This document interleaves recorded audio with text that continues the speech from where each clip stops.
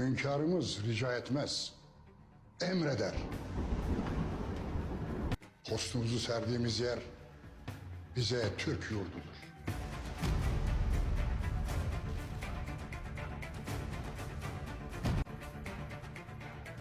Direklerinde kelamı kadim asılı olan cengaver Leventlere sahip Osmanlı donanması sultanımızın emriyle Mora'yı kuşattı.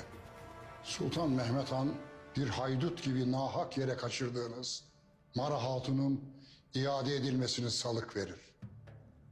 Ya iade etmezsem ne olacak? Yalmanından kan damlayan kılıçlarımızın tadına bakacaksınız.